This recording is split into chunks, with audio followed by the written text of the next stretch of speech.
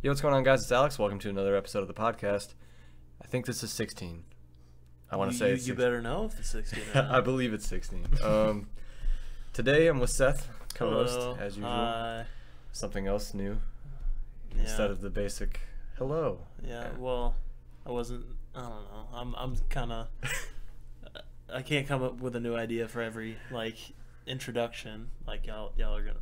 Well, that's just what YouTubers do. They just get tired of doing something new, so they do one thing. It's like, it's my signature. Right. My That's signature why I always intro. say, what's going on or what's up, something like that. It's always with YouTubers. You can pause their video right before it starts, and you can see someone going, "What is going on?" Yeah, you can just see their facial expression, right. about You're to just say it. I wonder what he's about to say. Yeah, like King of the fourth quarter always said, King of the North, and we back, but now he doesn't really do it anymore. Yeah, and everybody was like, when we back in the comment section? And they're like, yeah, I don't know what that voice was. Pretend I didn't do that, and let's move on. It's like a very small Doc Rivers. yeah, very interesting day today. There was a tornado warning, and we got it on our phones, and you had to duck and cover at work. Yeah, that was nice. The sirens were going off. Yeah, I was telling Alex there was a there were a couple of elderly ladies in there who were freaking out. And like, oh, what's going on? Because all they heard was these blaring sirens, and we're like, oh shit, we gotta get to our positions, and because we've been taught what to do. It's kind of weird when you train for things like that, and then when it actually happens, right? You actually have to do it. Yeah, I know. No one pays if there's attention. a real fire at a school, kids are being trampled. Oh, there's God. no way they're going to single file out that damn school. If there's a tornado or whatever, no one's gonna calmly sit in the hallway. If it's actually clear and present, because I wouldn't. I'd be trying to find the safest spot possible. Yeah, you're right. Everybody would be safest spot is not this hallway. You know that. You do not care about our lives. Yeah, but so today was interesting. It was raining pretty hard, but now it's just gloomy and gross outside. But anyways, shout out to Devin Booker and Lonzo Ball and six man like Lou Will. It's recently had birthdays, so happy birthday! I did it, and that made me want to die inside. So. Now it's your turn. I'll let you do it once. All right, I'll do a little ASMR for you guys. Happy birthday! Oh God! I can't wait for that. Hair on my neck. I can't wait for that playback. It's gonna be great. Yeah, it's gonna be horrible. So, no, someone's gonna be like, "Man, the volume's way too low," and then they're gonna turn it up right at that moment, right through their speakers. Rest in peace, headphone users. Right. Can you imagine if we did all ASMR podcast? Hello guys, welcome to the Alex NBA podcast. Today Derrick Rose.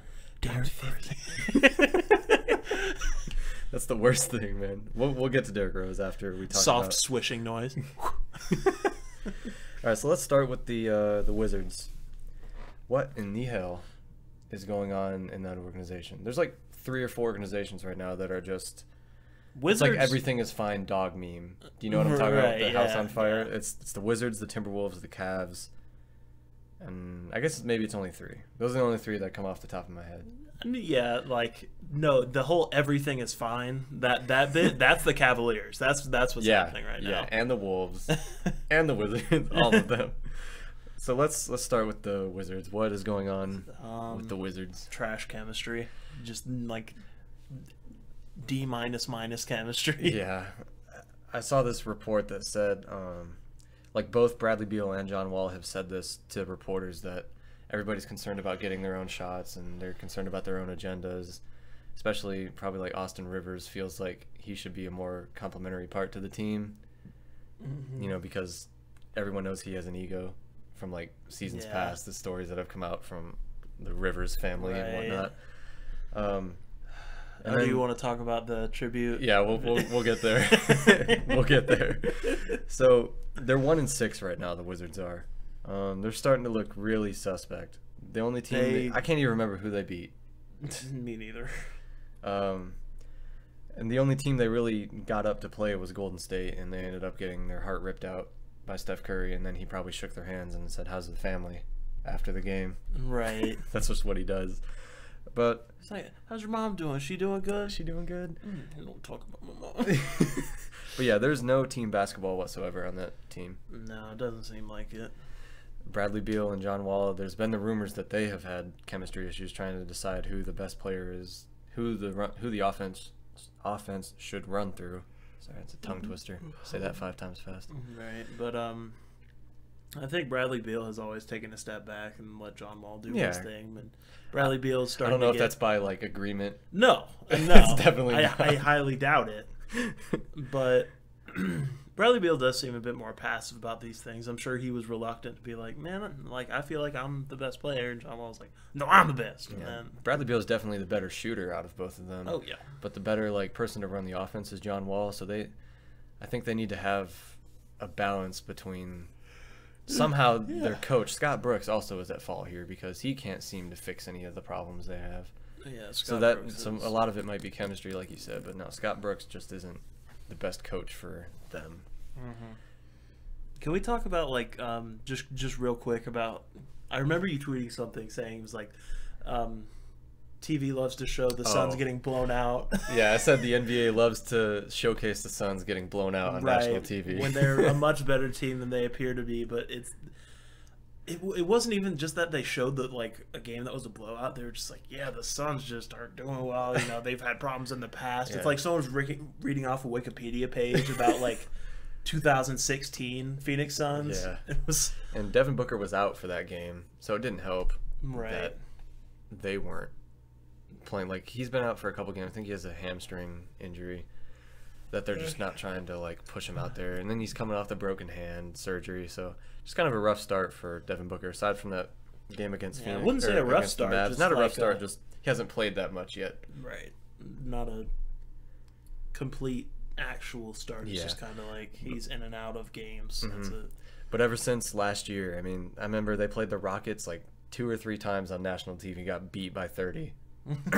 By 30. And then they were on national TV against another team and they got blown out. So it's just a trend I've noticed every time the Suns have a TV game, it's against a far superior opponent who just blows them out of the water. I don't know why the NBA likes to. Golden State Warriors and the Suns. Yeah, really. The games that should have been on TV last night were the Pelicans Warriors game, because that was actually pretty fun. And then, that was a good game. That was a close game. Yeah, and then the Wolves and Jazz game should have been the other game, because it was like Pacers and Knicks, which is a weird matchup to have. Yeah, I saw that. I was at work when I saw that game. It was a decent game, and it was Sabonis was like 12 for 12 with 30 points off the bench. Weird. He's solid. No, yeah, Sabonis is doing great. Yeah, Pacers are a fun team to watch. They play great team basketball. The Wizards need to learn from them. Right. But they don't have ego guys, you know. So, yeah. But anyway, what were you saying? I don't even remember. Oh. You can continue. I kind of went on a little tangent there, but very good. So, but yeah, we were talking about the games that should have been on TV. Mm-hmm. And then, you know, Steph drops a cool 37 and 9. Yeah, just a quick. He's the 37 and 9. If he continues this, he's shooting above 50% from both the field and the 3-point line, and 90% from free throw line. So if he keeps this up, which he probably will. I mean, the law of averages, he's going to have probably a down game sooner than later, but then he doesn't have very many of them. But if he can average 31 for the season and like, you know, 5-6 assists, and he can continue the shooting splits he's on now, there's no way in hell he doesn't win MVP. Right. Especially if they finish in the top of the standings. My second in the MVP race is Giannis right now, and then I have Kawhi. Even if Steph does have a breakout year, the whole Giannis storyline is going to be I like really the attractive Giannis to storyline. people. Yeah, and it helps that they're undefeated right now. Right. 7-0. Right. And I said before the season started, I think the Bucks are ready to, you know, take the next step to becoming a really good team with the new coach and with, you know, Giannis and Middleton and Brogdon coming into his own, and, you know, there are other quality pieces they have. So no, they have great pieces. It's just, you know, not all of them were showing up sometimes. And they haven't had the right system, and now they've got one that runs completely through Giannis, and he's averaging like 6 or 7 assists, something like that. Wow. So he had a really good game against the Sixers a couple days ago, triple-double, and his last assist was like behind his head, over his shoulder, or something like that, falling out of bounds. It was a really good game from him. Speaking of the Sixers, they've been looking pretty mediocre. Yeah. They're like at a 500 record, I think. I think they're 4-3 or 4-4 or something like that. But they're not looking like the Sixers we saw last year. Yeah.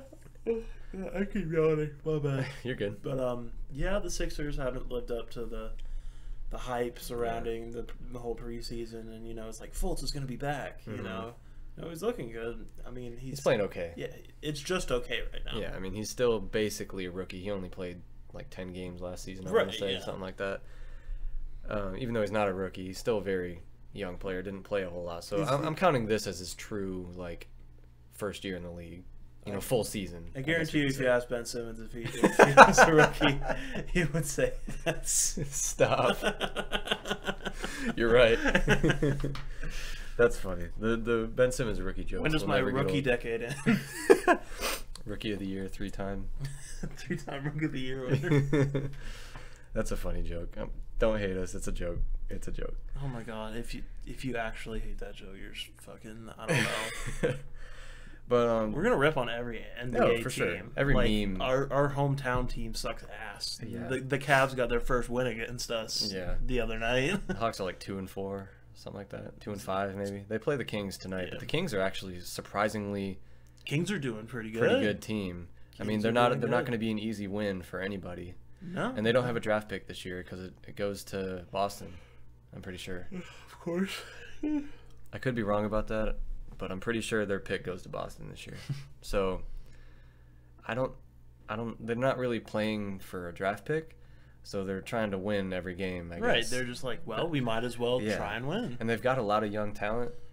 It's fast-paced. It's a very quick team. Yeah. Willie Cauley-Stein's starting to step into his own. And Marvin Bagley needs to be starting. Bielitsa is playing very well for them. He's averaging like 20 points. Right. That's why he's not. That's why Marvin Bagley isn't starting. But like you drafted him number 2 overall, you should be starting your lottery pick. Right. How's Buddy Hield doing? Actually, I think he's doing pretty well. I think he's averaging like 15 or 16 points on like 50% from the field or something like that. De'Aaron Fox. Good. Looking like a solid point guard. Seems to be a theme with a lot of these rookies is that they're kind of picking up where they left off. Yeah. Ben Simmons, like Tatum, Mitchell. Yeah. Mitchell hasn't quite been there yet. No, but like you can see it's there. Yes, it's obvious. He's averaging 20 points still. Right. Yeah. It's all still there. It's just he plays in the Western Conference. Yeah, he's not gonna have a 40-point game. Well, so does De'Aaron Fox, but like the Jazz are one of those teams that like they're gonna be a playoff team, so they cover him. They play much harder defense on him than say they would De'Aaron Fox. So, because Donovan Mitchell's already star-bound. Averaging 20. I think he's averaging 22 actually. Really? Yeah. And last night he was playing great against the Timberwolves. He was like 7 for 8 or 8 for 9 in the third quarter or the fourth quarter or something. And then he had to sit out because there was some kind of injury or some kind of sore something. So he didn't play in the clutch. So that sucked. I'm looking up Blake Griffin's 3-point average because I want to see. I guarantee you it's much lower. Oh yeah. Because it was like 63 or something last time we looked. That's so retarded. Let me know what it is. Here, what we got? 2019, 3-point percent. I bet it's like 30 or 40. It's near 50. It's 48. Oh, that's still good, but it was drop off from 63 or whatever the hell it was last time. He just had a really good start to the season. And after that, he's been kind of mediocre. Did you see him botch the inbounds pass to a potential game-tying 3 the other night against Boston? Not. Okay, so they didn't have any timeouts left.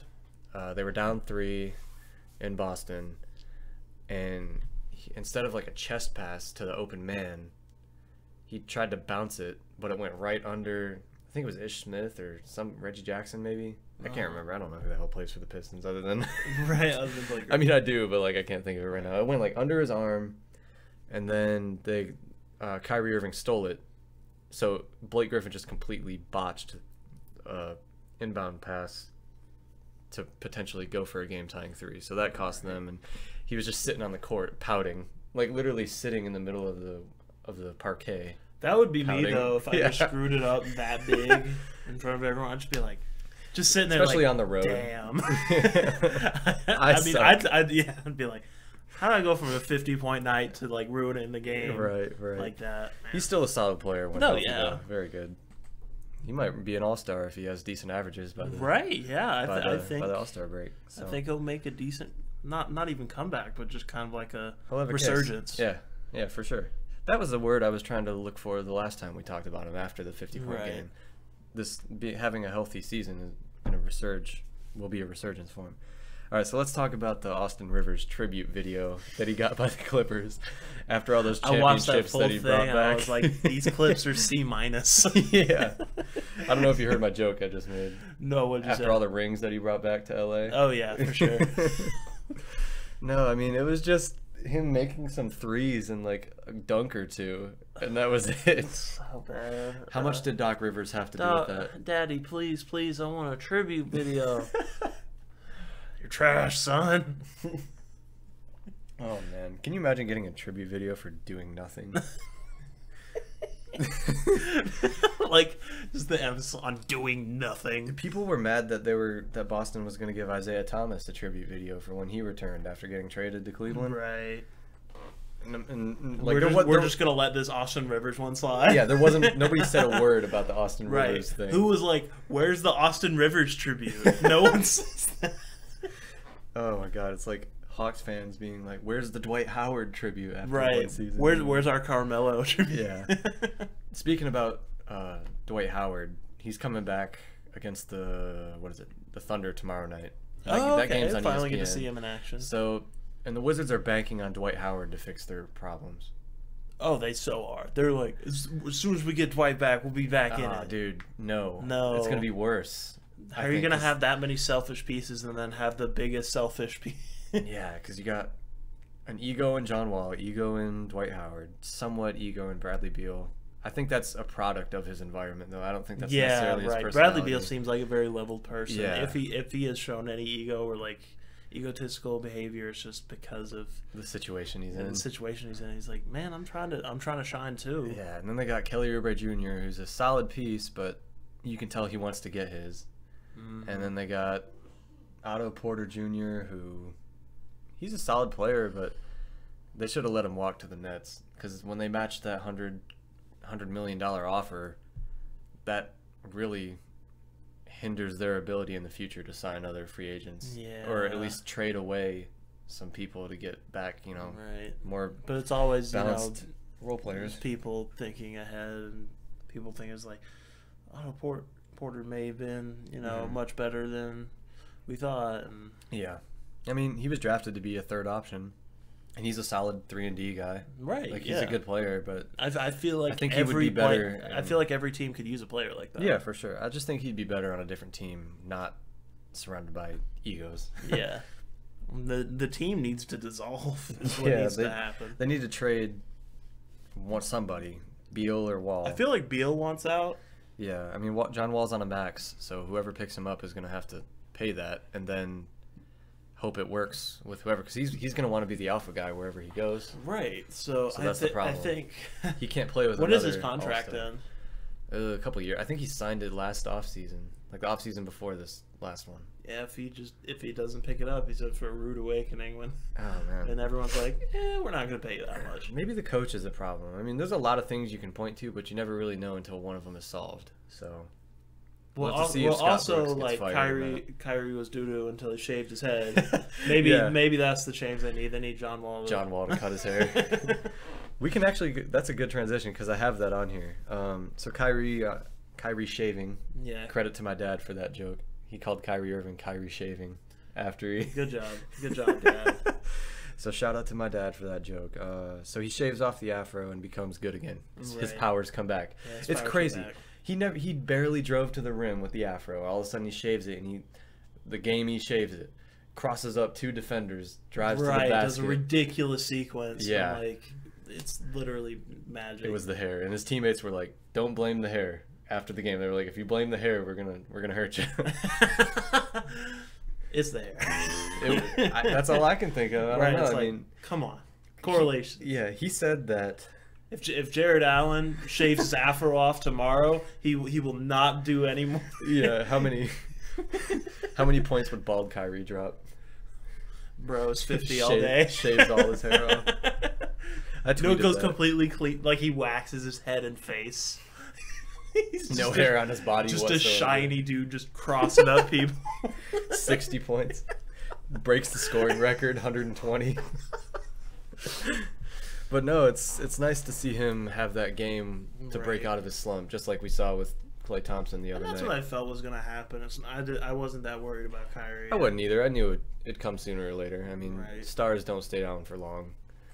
And you know, I think he was just trying to get everyone more involved. Yeah, he's and definitely trying to take a step passing back more. because he's like, hey, I realize these young pieces that we have, they're really good. We need to all coexist. yeah, and that's what they're starting to do now. Is it's taken them Because everyone's some healthy. it's taken them some games to, like you just said, learn how to coexist all together with the addition of Kyrie and Hayward. So I think that's kind of where they're trending to now, is getting to that point where, like, okay, we figured everything out. Now we can blow teams out by 30. You know, not that, Right. but So, all right. you know, shit together, secure the 1st let's seed. ruin their lives Yeah. by Because that's what I projected them to beat. I projected them to beat the Warriors, or at least give them a 6 or 7 game series. right. Yeah. And I think they're on path to do that right now. Yeah, if they just keep If they- slowly growing, you know, they didn't have a terrible start either. Yeah, it wasn't going to happen When instantaneously. Kyrie wasn't stepping up, Tatum was balling out. Yeah, he's still balling, averaging like 16, I want to say. He's the Celtics' leading scorer, actually, with Right, 16 points per you game. know, and that says a lot when your leading score is like 16 and it's that great of a group. Yeah, of and you're guys. still what are they, 4-2, 5? They're 5-2. They're 4 or 5-2. Or Yeah, something I think like they're 5-2. They play the Bucks tonight, which is That'll be a good game. Yeah, I'm gonna watch that. I'll probably have the Hawks game and the Bucks game both pulled up side by side. Who are the Hawks playing? The Kings. But I just like watching the Hawks. I like watching Trey. So No, yeah, I was watching him the other night. against the Cavs, Yeah, and he was trying to get everyone going. he you played know? great. He played great, and he's launching these half court shots. You know, with and it wasn't just like out of nowhere.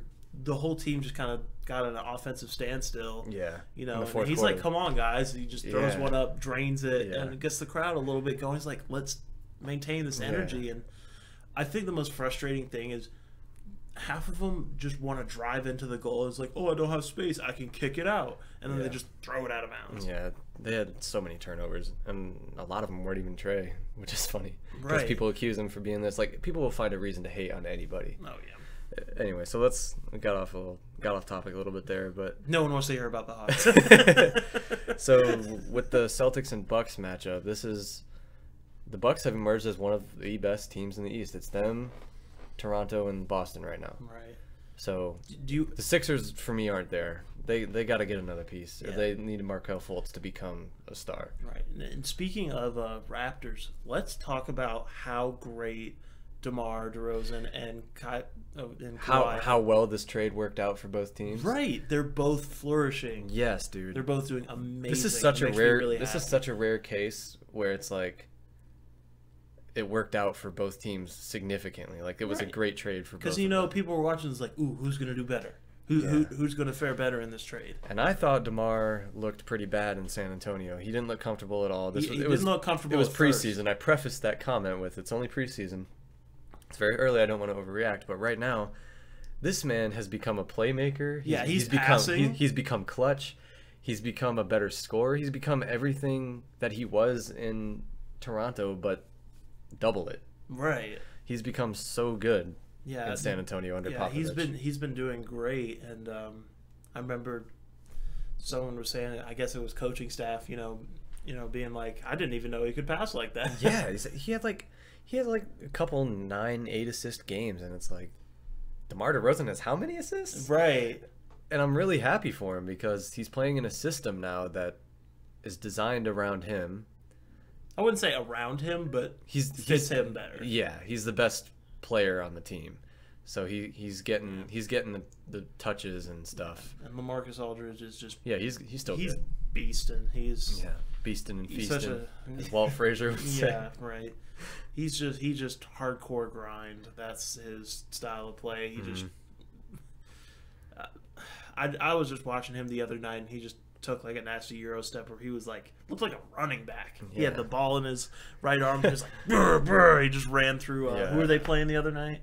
The Suns when they blew him out. No, yeah, that was the Suns, and I didn't watch that game, but I can't remember who the center was, but he was just like shoved him aside, doing a layup. yeah, I was like, I didn't. damn, that dude's strong. I didn't watch any highlights or anything from that game. I didn't watch it at all. not 1 second of You don't want to watch blowout. the Suns No, getting... I don't want to watch the Suns at all without Devin Booker. Not a chance. Not even with Ariza and Nope. some other pieces? No. No? Not a chance. Not even? You know what's funny is Dragan Bender, Marquise Chris, the 2 players they drafted in 2016, both of their player options aren't being picked up by either of their new teams because Chris is on the Rockets now. Dragan Bender's still on the Suns. Neither of them got their option picked up, their rookie option, so now they're going to be free agents in July. That's pretty sad because they were drafted, I believe, 4th and 8th. Right. I feel like Marquise Chris has they were both busts, if you want to call them that. Marquise Chris is better than Dragan Bender, but like they're still both not good. They're still both not good, but that's the thing about like Marquise Chris could be so much better. Yeah. There's so much he could do. I feel like he just hasn't unlocked that potential yet, and I don't know if we're ever going to see it, if it's near the end of, his career, which would be really sad because I think Lob City could be recreated in Houston. I feel like. Maybe. Yeah, I don't want to throw bust out there, but like it's kind of we're approaching that. Yeah. But Dragan Bender's a bust. I'm sorry. Yeah. He is. He's right. got a cool name, but he's trash. Get out. Go. Let's not. Go play in China or something. Damn. I'm sorry. Players like that who are high draft picks usually end up overseas. It's true. Because players who are high draft picks and then they suck. Look at Jimmer Fredette. Yeah. Good old Jimmer. Yeah, I mean, I'm rooting for players to get better, but it just doesn't look like it's going to happen. So anyway, back to DeRozan. Let's talk about the Kawhi side of it. How he's been on the Raptors. He's been the Kawhi that we saw in San Antonio, but I would even go as far as to say he looks better. No, he looks much better. Yeah, he looks insanely good. Like I don't think scary good. This man. You saw the play with like the double block by him and Danny Green, right? Yeah. On Tatum. They're robots, dude. Dude, for real. At least Kawhi is. He's just so the moment, doesn't let anything distract him, and he just does everything on offense well, everything on defense well. It's just he's programmed to play the game of basketball the right way, no matter what. Right, yeah, and he's a great team player. He's not just like... Yeah, very unselfish. And I think a lot of that has to do with, as much as he didn't like being with his first system, I feel like a lot of those things, transferred to him, especially winning a championship with them. Yeah, for sure. Finals MVP. Yeah, I feel like that was a lot of experience that was needed for him, but he felt like he needed to move on from that, wanted to be his own player. Yeah, and for sure. Found his opportunity. Yeah, I think he's such a great fit in Toronto so far. Yeah. Kyle Lowry is playing really well too. The Raptors, as a whole, just look like right now they're probably tied for first best with Milwaukee in the East. And I remember I didn't give them the nod over Boston. I still think Boston can be the best. They just have to show it. They have to get there.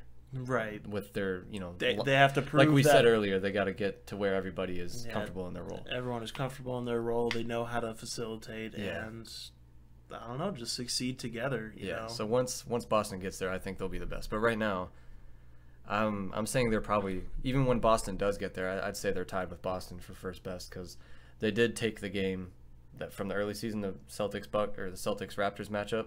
They did win it, and convincingly too. Like they played so good down the stretch. So I'm thinking maybe I didn't give the Raptors the nod over the Celtics. I thought the Celtics would easily get to the finals, but now, or not easily, but I think now it's going to be a much more even matchup, and it's going to come down to some X factor in the playoffs to see which one of those teams get to the finals. Yeah, it's kind of a toss-up. That's what I meant. I used a lot of words to say 2 words. Anyway, go ahead. No, I don't have really anything else to say on the matter. All right, here. On the matter. On the matter. Let's talk about Tyronn Lue getting fired. Disrespectful. I mean, this man won a championship. He's a championship coach. I feel like some teams should pick him up. He doesn't get enough credit for being a decent coach. I mean, his defense is terrible. Tyronn Lue to Wizards? ? Maybe to the Thunder if Billy Donovan gets fired? No. Get rid of Billy Donovan. I don't know what Tyronn Lue's next job is going to be, but I do know that he's got like $15 million being deposited into his bank account Right. over the He's next got the money. over the next couple He's years. got a great resume. I don't, feel that sorry for him. Yeah, I mean, I don't know. This seems like an ignorant firing to me because did the Cavs really expect to be good?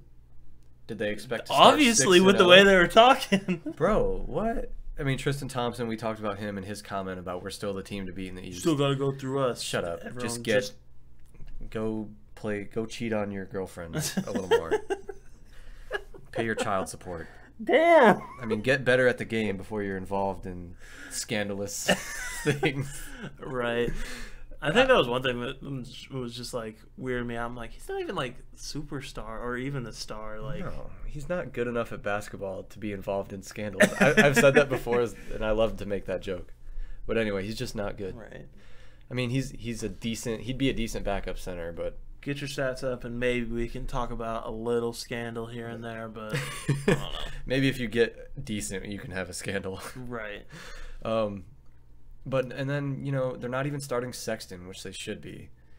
But he doesn't quite look ready for huge NBA minutes yet. No, he's a streaky point But I feel like that guard. part of that is his confidence is kind of diminished from coming off the bench.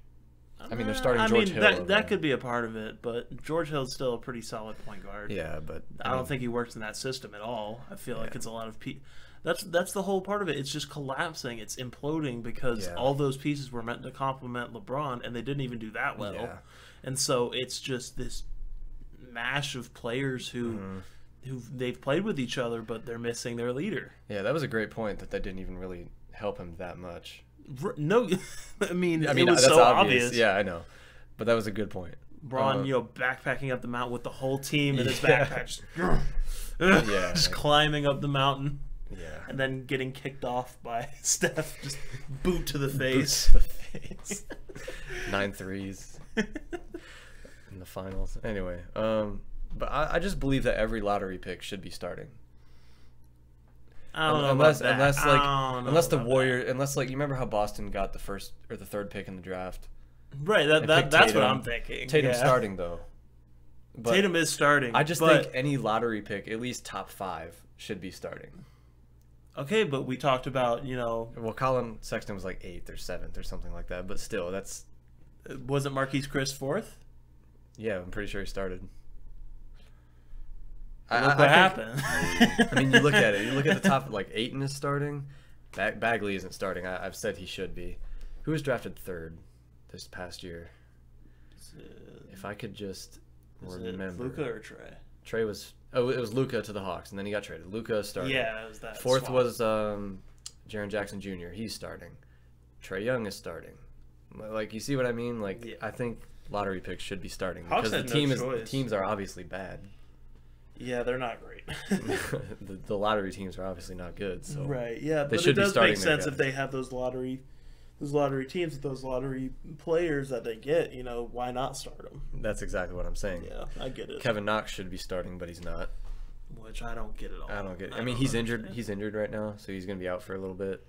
But when he comes back, he should be starting. Yeah, he should be. We've talked about that. Yeah. All right, so what else to talk about? We mentioned Klay Thompson, so let's talk about that. NBA record 14 threes in one game, broke Steph Curry's record of 13, and he did it in 3 quarters. How good is Klay Thompson really? I don't know. I feel like he's just one of those people when he's hot, and when he's cold, he's cold. But when he gets on fire, it's like you're done. Yeah, he's a silent killer. Him and Steph. If they make their first couple shots, you're in for a long night. Oh yeah. As soon as they get some bit of confidence going, you are just done. You're toast. 52 points in 3 quarters when his teammate Steph just had 51 in 3 quarters. It's great. Klay Thompson can't create his own shot, and he can't necessarily shoot off the dribble as well as Steph can, but he's the greatest catch and shoot pure shooter of all time. I think that's the interesting battle of Steph and Klay is the fact that they both have very different play styles, but they can both shoot the hell out of the 3 ball. That's why I give Steph the greatest shooter of all time, because he can shoot off a screen, off a dribble, off a catch, Off, he can shoot from anywhere, off anything. It doesn't even matter. Off a broken play. Yeah, like, every time. He can shoot it from the floor probably. It wouldn't even matter. Yeah. Like literally laying on the floor. And, he shoots that shit from the tunnel pregame. Yeah. That's crazy, man. So anyway, back to that's insane to have 14 threes in 3 quarters. And Steve Kerr is no fun. We talked about this on the last one.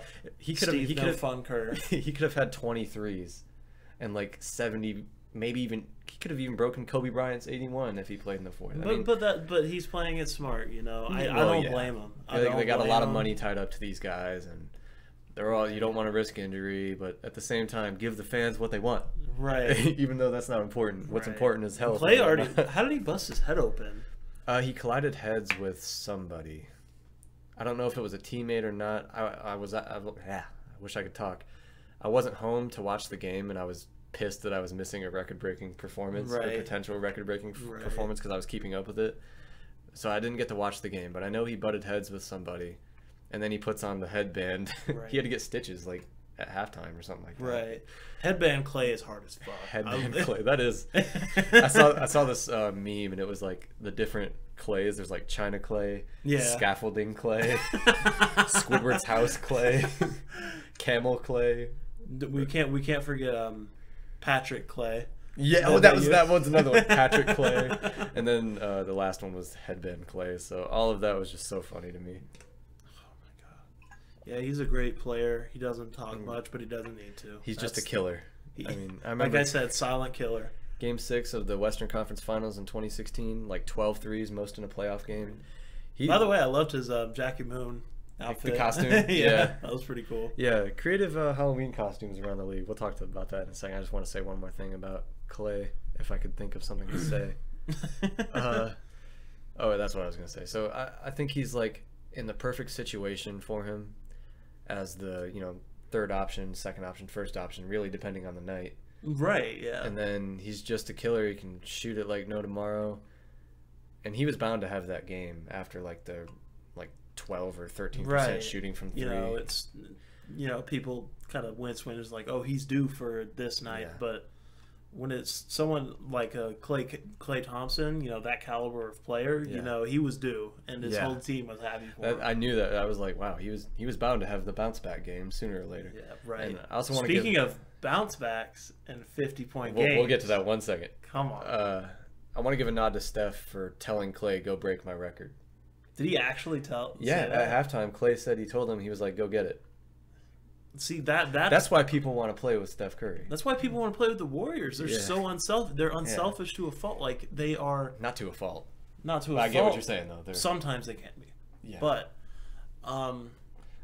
they're just to have those amazing pieces around you, great players, great atmosphere, a loving fan base. Yep. Annoying fan base, but loving fan base. Right. Just the perfect situation. Yeah, it's just the perfect situation for any type of player. We've seen that. We talked about, Urebko doing amazing. Yeah. And JaVale McGee is... His career was fixed. Basically because of his time in Golden State. Because of his time in Golden State, and now he's balling out with the Lakers. Yeah, for sure. All right, so now we can talk about... Yeah, we can finally talk about... Mr. Derrick Rose. Mr. Derrick Rose. You said you didn't get to watch the game? I didn't get to watch the game live, no. I watched it because I didn't want to watch the Knicks and Pacers game. So I was like, I'll watch the Jazz and Timberwolves game. That seems like a fun one to watch. And little did I know that I was going to see Derrick Rose disguised as 2011 Derrick Rose. Right. But anyway, it was career high 50 points. I can't believe that's his career high. I mean, can you imagine like if he was healthy? Right. And that was his first 40-point game. So, like, once he hit 40, that was the first time he had 40 points in a game since that MVP season in 2011. Right.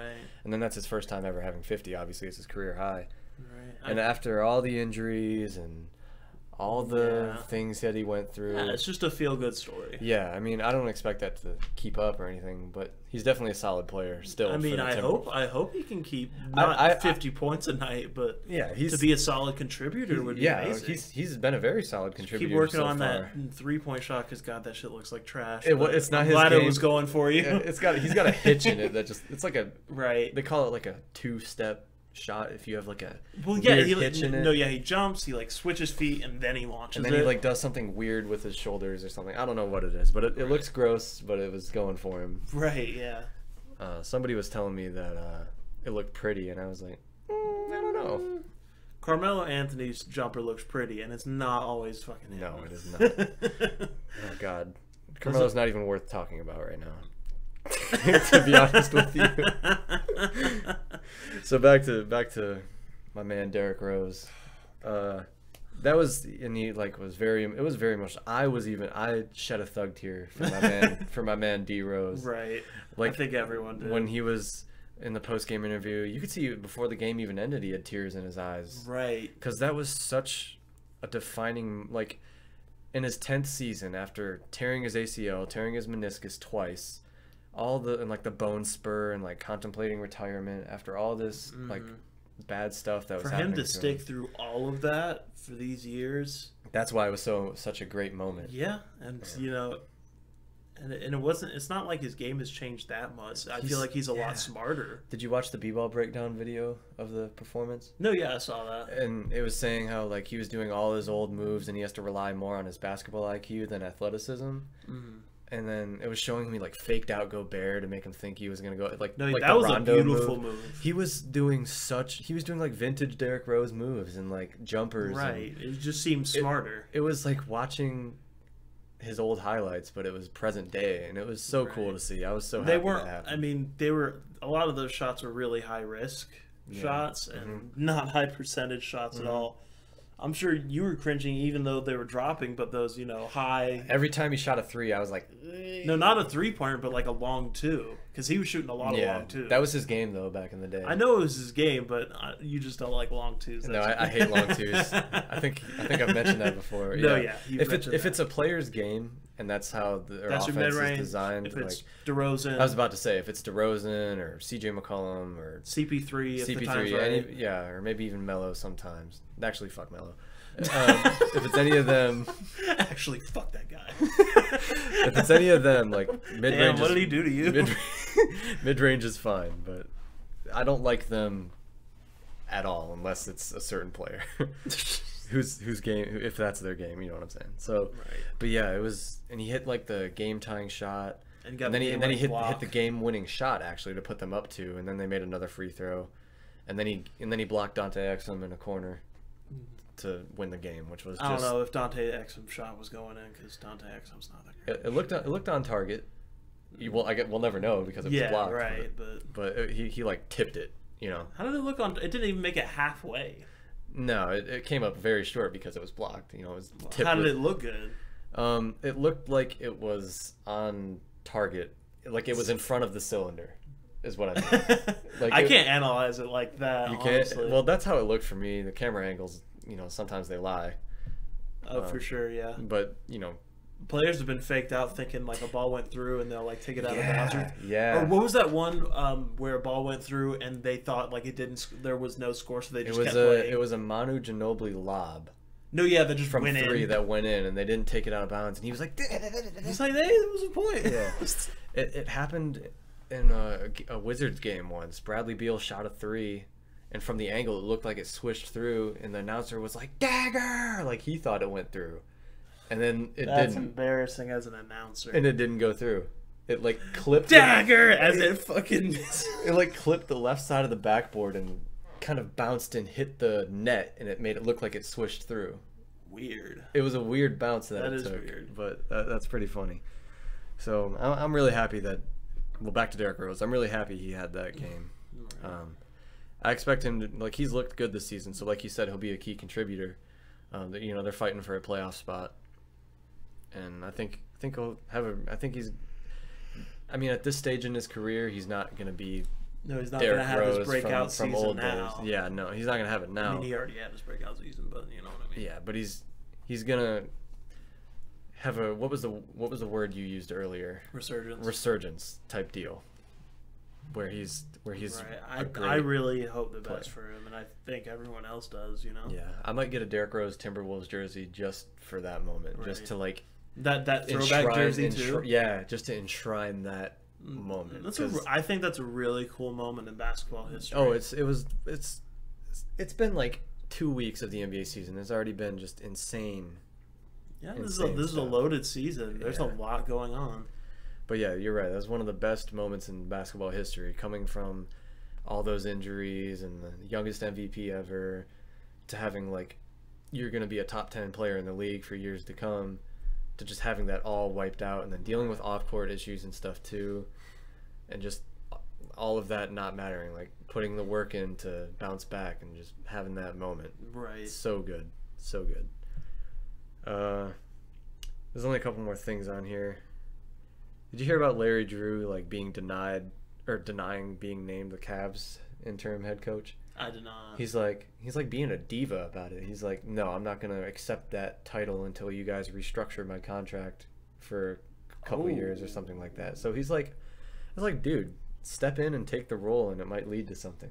Right. You know, you can't just. Maybe you can earn that contract. Yeah, I was gonna say you're gonna have to earn that contract. You can't just be like, you haven't done anything to earn said contract. So now he's the acting head coach and not interim head coach, which is just whatever. Which is just another example of why Cleveland is everything is fine dog meme. Right.